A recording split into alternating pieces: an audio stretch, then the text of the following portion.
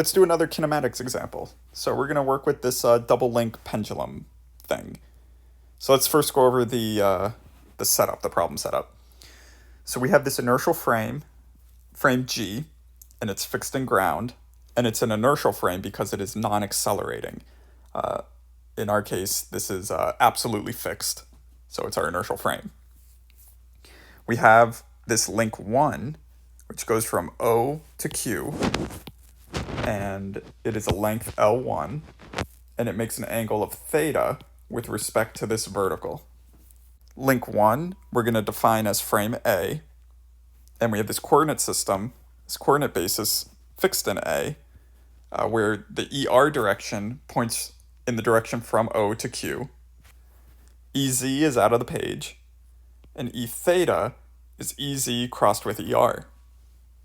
So for example, if we say this first link swung out a little further, and it's out here now, right? This is O, this is Q.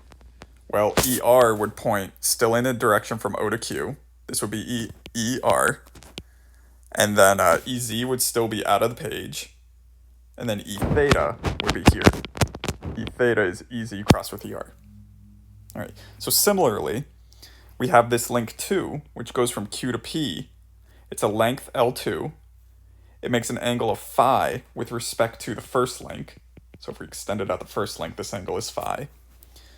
And we're going to call link 2, that's going to be frame B. That's going to be frame B. And we have this coordinate basis fixed in frame B, where UR points from in the direction from Q to P. UZ is also still out of the page. And U phi is UZ crossed with UR. Okay, so that's our setup. And what we want to do is we want to find the position vector, the velocity, and the acceleration of point P at the end of this double pendulum. So these are the steps we're going to do.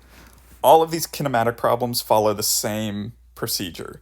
First, we're going to determine our inertial point, or a Newtonian point we want to derive all this from.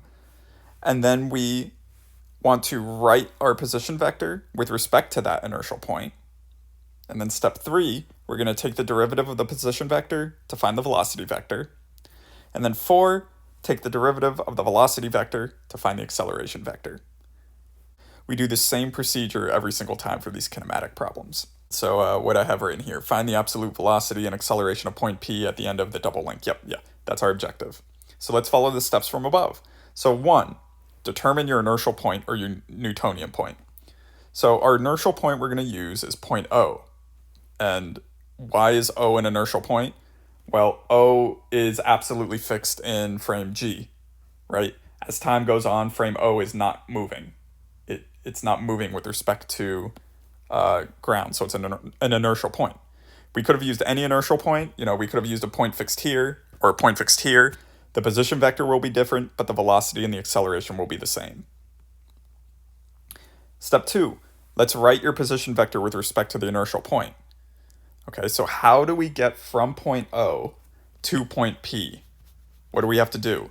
Well, we go a distance of L1 in the ER direction, and then that gets us to point Q, and then we go a distance of L2 in the UR direction, and that gets us to point P.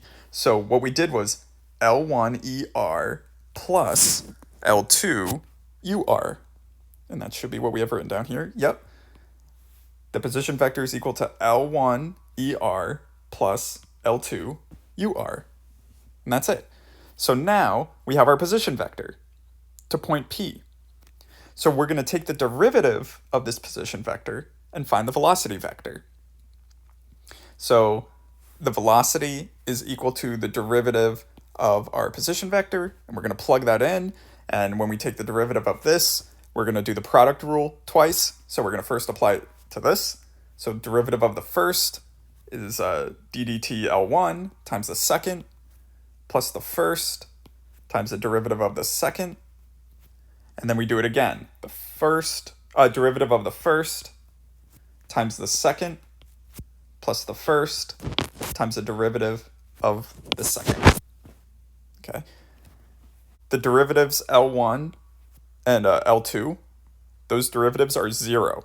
And that's because L1 and L2, those aren't getting longer or getting shorter with respect to time. Those are constant. Those are constant fixed length links, right? So their derivative is 0. So this whole term goes to 0. This whole term goes to 0. We're left with this and this, which we just bring down here. So now we have to find ddt of ER and ddt of UR. Let's start with ddt of ER. So recall that from our previous video that we derived, and we did it last kinematics example, the rate of change of a unit vector is equal to the absolute angular velocity crossed with the vector itself, right? So what's the absolute angular velocity of frame A? Well, its frame A is rotating at a rate of theta dot about the EZ, right? So the absolute angular velocity of A in G is theta dot EZ. And so when we find the rate of change of ddter, we just plug in absolute angular velocity of A and G crossed with the vector itself. So we'll have theta dot EZ crossed with the vector itself, ER. EZ crossed with ER is E theta. So the rate ddt of ER is theta dot E theta. Now let's do something similar. What is the absolute angular velocity of frame B? Remember what we did in the addition theorem of angular velocities video. We can do what is the angular velocity of B in A added to the angular velocity of A in G, and that will give us the absolute angular velocity of B in G, right? So what's the angular velocity of B in A? Well, that's phi dot EZ or UZ. EZ, and EZ, the red EZ, those are all the same. Those are always pointing out of the page, right? So we can use them interchangeably. The angular velocity of B in A is just phi dot UZ. And then we can add that to the angular velocity of A in G, which we just said was theta dot EZ. So phi dot plus theta dot, both in the EZ direction, that is the angular velocity of B in G. Okay, we're just adding and doing that backstepping like we did in that previous video. So that's exactly what I have written here, right? Angular velocity of B in A added to the angular velocity of A and G gives you the angular velocity of B and G. And we just said it was theta dot UZ plus phi dot UZ. And we can take out the UZ and then it's just this. That is our absolute angular velocity of frame B and G. And so we do the same thing. ddt of UR is equal to that term we just said, this absolute angular velocity of B and G, which we plug in here, crossed with the vector itself, crossed with UR. UZ crossed with UR is U phi. So we're left with, this is the rate of change of UR with respect to time. And then we just plug in, right? So we plug in this up to here, and then we plug in this to here. And that gives us this right here. So now we have the velocity. Let's go find the acceleration now. Step 4, take the derivative of velocity vector to find the acceleration vector. We're doing the same thing again. It's really the same thing again. It's just a few more terms. So let me see if I can get both of these on the same, so we can see both of them. Let's copy it. And then we'll paste it here, just so we can see the velocity vector still. So let's take the derivative of this. Well, L1 comes to the outside of the derivative because it's a constant, right? So we're really doing just the product rule of these two. So L1 ddt of theta dot, that's the first, times the second, plus the first times the derivative of the second. And then we do the same thing here, right? L2 is a constant, again, so we can kind of ignore that with the derivative. It comes to the outside. And we get the derivative of the first, which is the parentheses, derivative of the first times the second, plus the first times the derivative of the second. See how we did the exact same thing? Again, just a couple more terms. What's the derivative of d dt theta dot? What is this term? That's just theta double dot. We're going to just carry this through. We're going to do the calculation down below. What's the derivative of theta dot plus phi dot? Well, it's just theta double dot plus phi double dot. And then again, we're going to carry through this, and we'll do it down below. So again, d dt of e theta. Same thing. Again, I keep saying same thing because it is the same thing, right?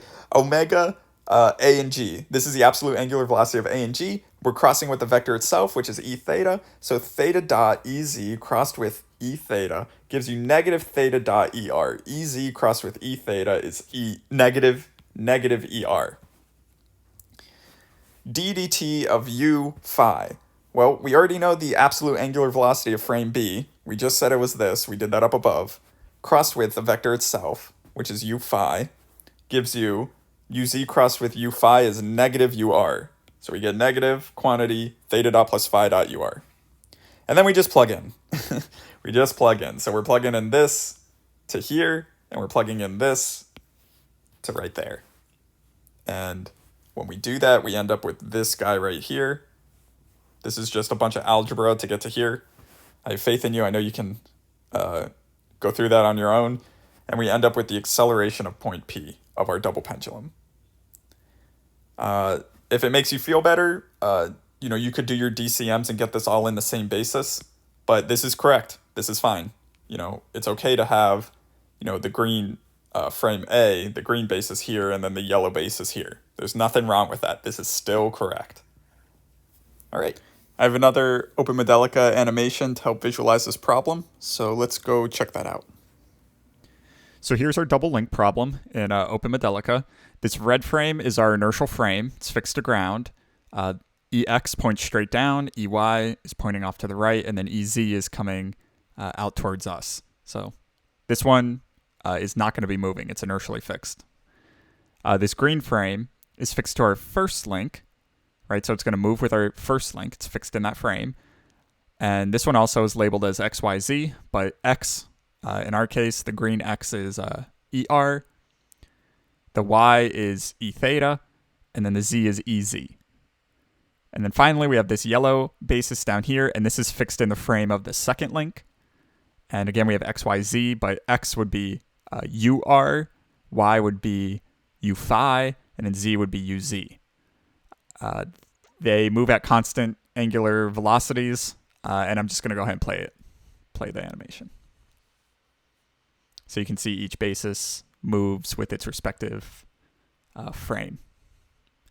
The red basis doesn't move, it's inertially fixed. Green moves with the first link, and yellow moves with the second link.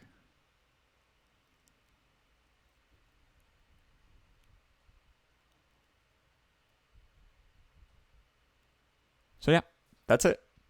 Hope you found that useful, and I'll see you in the next video.